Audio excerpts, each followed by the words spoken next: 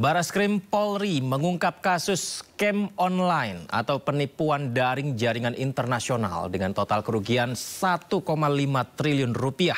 Penipuan yang dioperasikan di 4 negara itu telah memakan ratusan korban.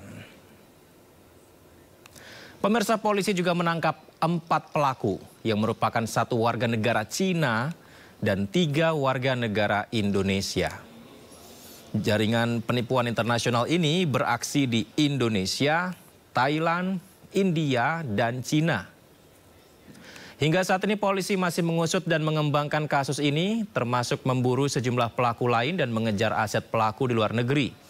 Adapun modus pelaku adalah menawarkan pekerjaan paruh waktu kepada targetnya melalui aplikasi WhatsApp dan Telegram. Pelaku ditawari pekerjaan sebagai pekerja kantor yang berhubungan dengan komputer di luar negeri dengan gaji 3.500 dirham atau sebesar 15 juta rupiah per bulan. Para WNI yang terjaring oleh pelaku TPPO diberangkatkan ke luar negeri, kemudian dibawa ke sebuah tempat untuk bekerja. Sesampainya di lokasi, mereka diperintahkan untuk menyerahkan paspor kepada seseorang yang bekerja sebagai penerjemah pimpinan warga negara asing kepada para operator pekerja. Kemudian di-briefing di lokasi bahwa tugas operator adalah mencari korban WNI dengan teknik social engineering. Social engineering artinya dia memblasting link websitenya, kemudian mempelajari pola-polanya untuk menawarkan investasi ataupun pekerjaan paruh waktu dengan hasil yang direkayasa sehingga korban mendapatkan untung atau komisi, pada awalnya mendapatkan untung atau komisi dan kemudian menjadi rugi lebih besar daripada komisi yang diterima. Pemirsa, waspadalah terhadap lowongan pekerjaan yang meminta ponsel Anda. Puluhan warga menjadi korban penipuan lamaran pekerjaan yang datanya digunakan untuk pinjaman online dengan angka pinjaman hingga ratusan juta rupiah.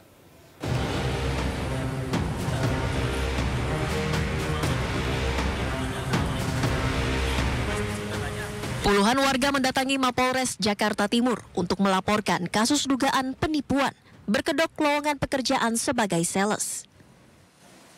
Saat melamar, terduga pelaku yakni Rohayati, sales toko handphone, meminta ponsel, data, dan foto korban yang ternyata digunakan untuk pinjaman online. Para korban kini harus menanggung tagihan pinjaman online senilai 20 juta hingga ratusan juta rupiah. Penjualan. Nah, lalu setelah datang ternyata diminta KTP dan diminta handphonenya. Namanya mau ngelamar kerja kan kita pasti percayanya ya diminta KTP sama itu wajar lah ya. Ternyata tanpa sepengetahuan para korban ini, HP itu diinstalkan aplikasi pinjaman online dan cicilan online. Namun pemilik toko handphone tersebut mengaku tidak pernah membuka lowongan pekerjaan. Sementara Rohayati sudah berhenti bekerja sejak 2 bulan lalu dan tidak diketahui keberadaannya. Ya, dari toko sih merasa ini ada pencemaran nama baik ya gitu ya, saya melihat gitu loh. Karena si Iro ini kita juga tidak tahu bahwa dia melakukan hal seperti itu. Polisi saat ini sudah memeriksa 6 orang saksi. Kami telah memeriksa sebanyak 6 orang saksi, dalam hal ini adalah para korban, dan kami akan memeriksa terus para saksi lainnya. Dan selanjutnya kami akan memanggil para terlapor, dalam hal ini 1 orang bernama Ferisal R tadi. Polisi pun akan segera memanggil terlapor yakni Rohayati yang diduga menjadi otak penipuan tersebut.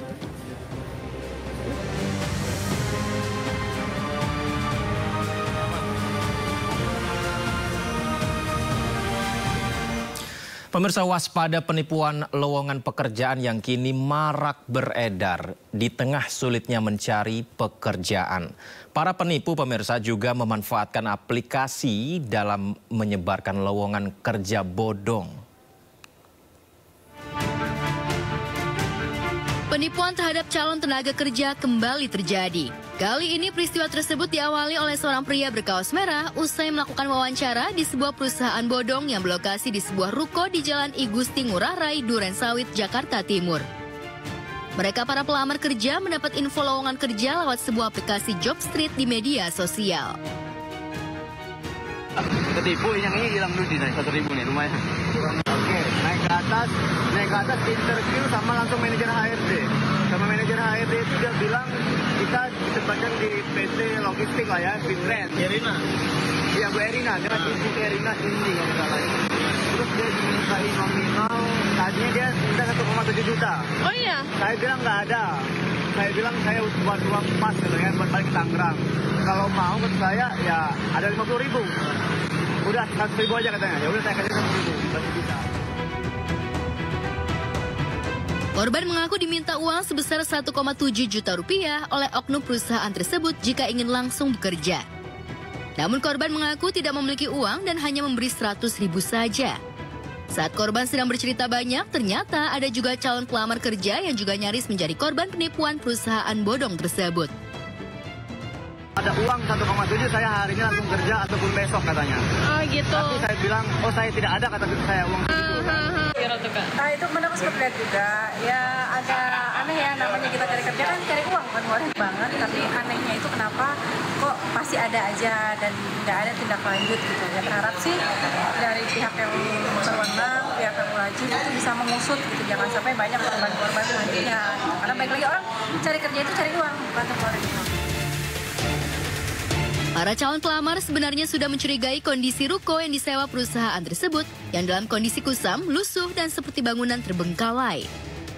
Sementara ruko samping kanan dan kirinya juga terlihat kosong, tidak ada yang menyewa. Video tersebut sontak mengundang perhatian warganet. Mau lamar kerja harus ada bayaran dulu di depannya. Kalau aku nih ya, pikir-pikir dulu ini benar apa bodong gitu kan. Dilihat dulu, tanya sana sini, reviewan temen atau siapapun, jadi jangan main bayar. Karena kan duit segitu juga lumayan ya, kita carinya susah. Jadi ya sekali lagi jangan sampai terjerat, jangan sampai terperangkap dengan janji-janji surga.